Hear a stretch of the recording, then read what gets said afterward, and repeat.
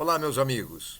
Novamente com vocês, Marcos Iskin, depois de um intervalo relativamente longo, pelo qual eu peço desculpas, mas peço que entendam que voluntários nem sempre dominam o seu tempo, principalmente na situação atual de Israel.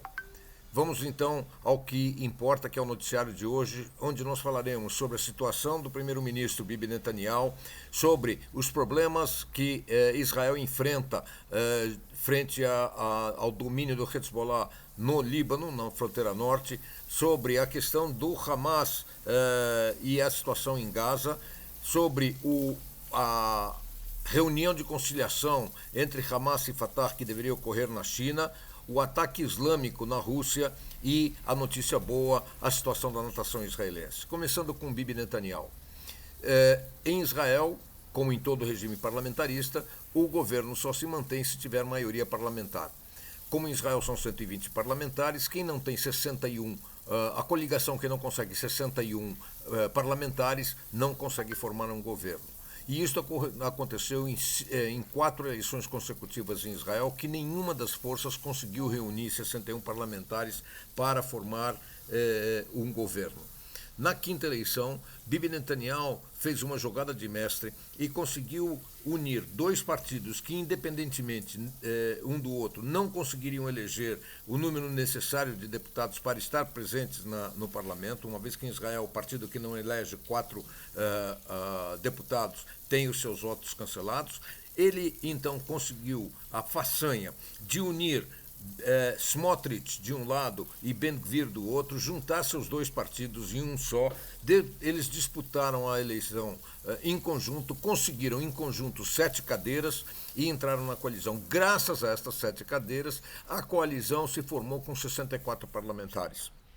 Hoje, esses 7 parlamentares seguram Bibi numa posição extremista que ele não teve no passado.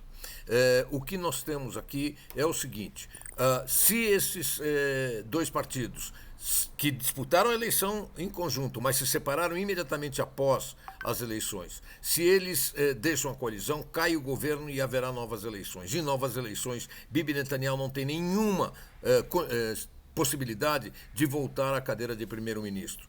Ele perdeu o apoio.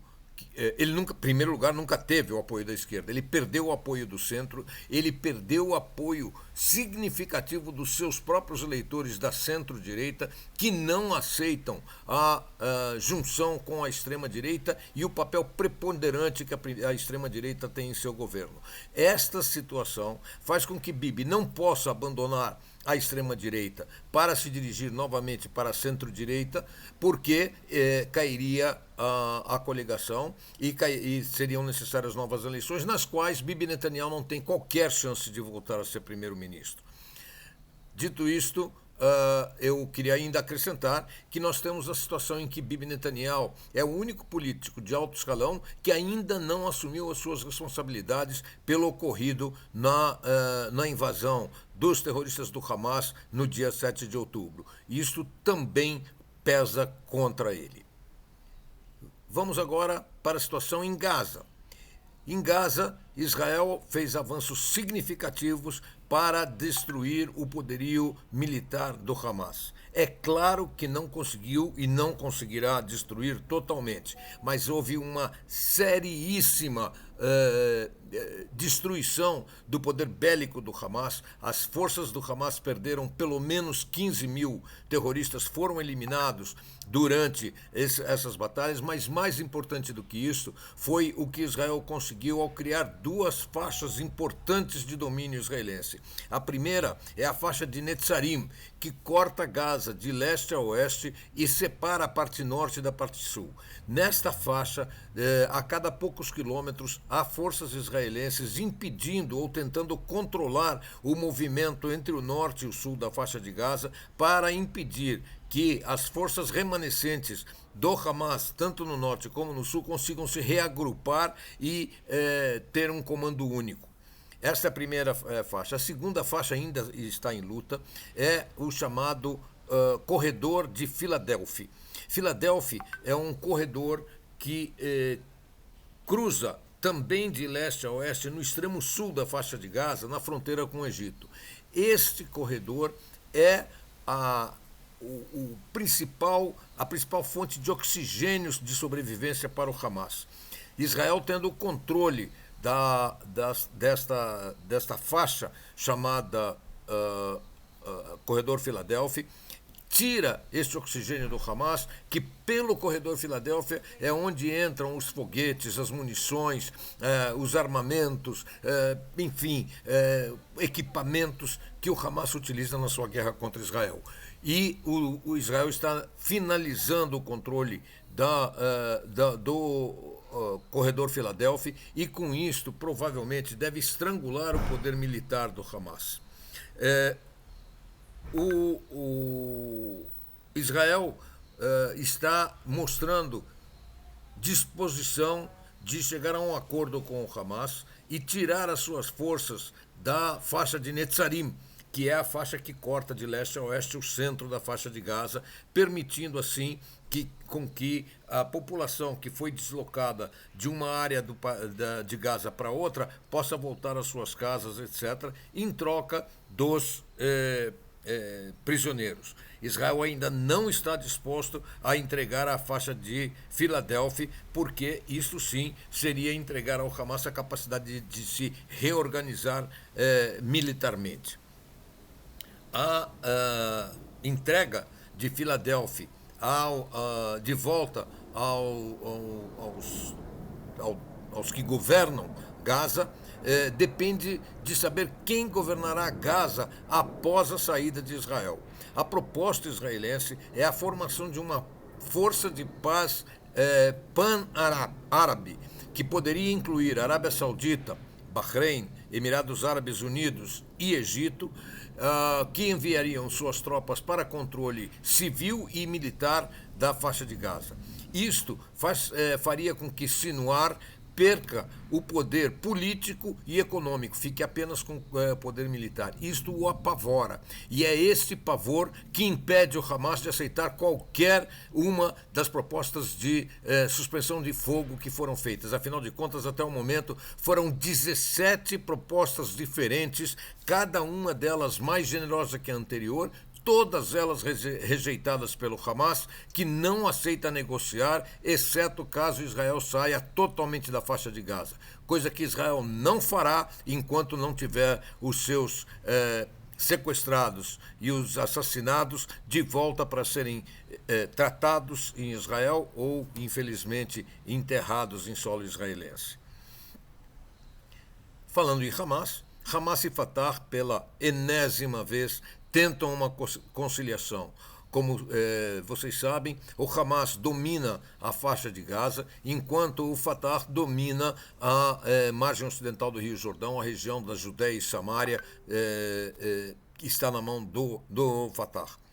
No entanto, pelas convenções internacionais, o Fatah, que é a força que responde à autoridade palestina, deveria também comandar a faixa de Gaza, da qual foi expulso em 2007, após a Guerra Civil, e nunca mais houve uma conciliação entre essas duas facções.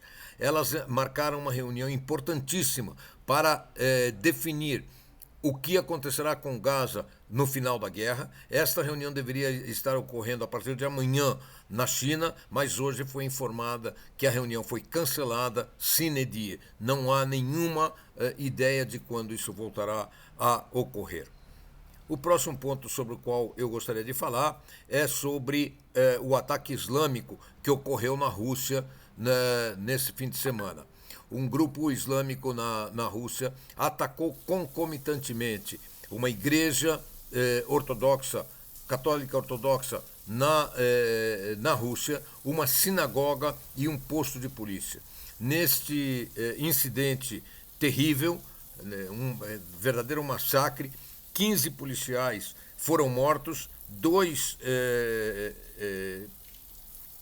terroristas foram mortos, alguns conseguiram fugir e outros foram presos, e hoje se sabe que os dois mortos são os filhos do governador da região, daquela região, que renunciou e está nesse momento detido para averiguações. Outro filho dele conseguiu se evadir do local. Entre os atacantes estava o representante russo nas competições de MMA, que faz parte de um grupo importante de esportistas islâmicos. Parte deles participaram nesta atividade terrorista, inclusive este campeão. Infelizmente, neste ataque, 2 policiais que guardavam a sinagoga estão entre os 15 assassinados, e a sinagoga foi incendiada, mas não houve vítimas na sinagoga. Já na igreja, que estava em horário de culto, foram feitos 42 reféns, mas, graças a Deus, todos foram libertados sem ferimentos. O que há é um número significativo de feridos neste ataque. O número é inconclusivo, uma vez que algumas fontes falam em 42, outras fontes falam em 61, e o número realmente ainda não está oficializado. Enfim, mais um ataque islâmico que se repete, como já ocorreu na Bélgica, já ocorreu na Inglaterra, já ocorreu na Espanha, já ocorreu na França, agora na Rússia. E, finalmente, eu gostaria de falar também sobre a situação com o Hezbollah. O Hezbollah, no dia 8 de outubro, um dia após o ataque do Hamas a Israel, começou a bombardear Israel. Esta situação foi aumentando gradativamente e já são milhares de foguetes, de morteiros e de foguetes antitanques que são atirados dioturnamente contra Israel. Inicialmente, Israel teve de evacuar 60 mil pessoas que moravam próximas à fronteira, nos primeiros 3 quilômetros próximo à fronteira, por causa do perigo desses foguetes. Infelizmente, como eu disse, esses ataques prosseguiram, aumentaram a profundidade de ataques de foguetes a Israel, e hoje nós temos 200 mil pessoas fora das suas casas por causa do Hezbollah. Esta situação é insustentável. Famílias inteiras morando em hotéis ou em acampamentos, enquanto Israel está à mercê dos foguetes do Hezbollah, num ataque que não foi provocado. Israel não atacou o Líbano, Israel não tinha nenhuma intenção de atacar o Líbano. Logicamente é necessário se defender. Depois de 8 meses de batalhas, tanto em Gaza como no norte, a paciência israelense vai chegando ao final. Na última sexta-feira, um jornal britânico publicou, com base em informações de funcionários no aeroporto internacional de Beirute, que dentro desse aeroporto há uma quantidade inacreditável de munições, foguetes, bombas e outros equipamentos militares armazenados dentro do aeroporto. Um ataque a um aeroporto, se atinge aviões internacionais, é considerado um ataque contra outros países. Israel tem que tomar muito cuidado se for atacar esses depósitos. Por outro lado, a população libanesa, que não se esqueceu do ocorrido no porto de Beirute, exatamente há 4 anos atrás, quando a cidade foi tremendamente abalada com uma explosão enorme que causou quase 25% dos imóveis na cidade de Beirute sofrerem algum tipo de dano, alguns destruídos completamente, outros parcialmente. A população não se esquece disso e está extremamente revoltada com o Hezbollah. Não nos esqueçamos que o Hezbollah não é o Líbano. O Hezbollah é uma facção terrorista que tem representação no parlamento, diga-se de passagem, mas representa tão somente os sunitas, os xiitas. O Líbano é formado por 3 comunidades grandes, que são os xiitas, os sunitas e os cristãos. Há uma 4ª comunidade um pouco menor, que são os drusos. Drusos, sunitas e cristãos não aceitam o que ocorre com o Hezbollah, mas infelizmente o exército libanês é extremamente pequeno, muito mal equipado e não consegue lidar com a força tremenda do Hezbollah, que recebe armamentos e dinheiro do Irã e tem uma capacidade de fogo absolutamente imensa. Para tentar desmentir o que a imprensa inglesa publicou, o governo do Líbano convocou diplomatas e jornalistas para uma visita ao aeroporto internacional de Beirute hoje, nesta manhã. E, durante a visita, o que ocorreu é que, quando eles quiseram entrar em áreas de armazenamento de transporte, né, material de transporte que chega ao Líbano, foram impedidos de fazê-lo e a visita acabou sendo interrompida antes da hora porque foram proibidos de entrar nos armazéns, o que é mais um sinal de que esses armazéns provavelmente realmente contêm grande quantidade de armas, munições, foguetes, etc. Um eventual ataque israelense pode causar uma outra explosão de tamanho similar ou até maior do que ocorreu no Porto do Líbano há 4 anos atrás. O Hezbollah, por sua vez, ameaçou Israel que, caso ataque o aeroporto, eles atacarão o aeroporto de Ben Gurion. A situação vai indo numa escalada desnecessária. O Hezbollah não está disposto a nenhum tipo de negociação. O enviado norte-americano para o Líbano, Amos Hochstein, tem tentado, ele fez já 5 viagens diferentes, tentando conciliar interesses libaneses com os interesses do Hezbollah para evitar uma eventual guerra com Israel, mas cada dia mais esta situação parece menos provável, ou seja, menos provável de conseguir fazer o Hezbollah entender que ele está colocando em risco todo o país, o pequeno país do Líbano. Os Estados Unidos, enquanto isso, deslocam 2 porta-aviões para o Oriente Médio. Um se postará na costa que fica frente a Israel e ao Líbano. O segundo se postará na região do Estreito de Hormuz, exatamente por causa da situação difícil que lá ocorre. Para terminar esse noticiário, uma notícia maravilhosa: a equipe de natação de Israel ganhou um grande número de medalhas de ouro e de prata no recente Campeonato Mundial de Natação na Europa, fazendo com que Israel conseguisse classificar o maior número de nadadores na sua história para as Olimpíadas próximas, que serão realizadas em Paris. Israel estará em Paris com 17 nadadores classificados, número que nunca ocorreu, graças ao desempenho excepcional no Campeonato Mundial de Natação e as medalhas que Israel conseguiu trazer tanto em individuais como em natação coletiva e natação de exibição. Senhores, por hoje terminamos esse longo noticiário, passamos bastante do tempo, mas depois de um tempo tão grande sem contato, eu fico feliz de poder voltar a estar na sua presença. Se você gostou do noticiário, por favor, divulgue-o. Saiba que a imprensa internacional nem sempre divulga os fatos que ocorrem no Oriente Médio de forma correta e, infelizmente, muitas vezes, inclusive, de forma bastante propagandística ao invés de noticiosa. Muito obrigado por estarem conosco e nos encontraremos novamente logo no futuro. Muito obrigado, um grande abraço. Até logo.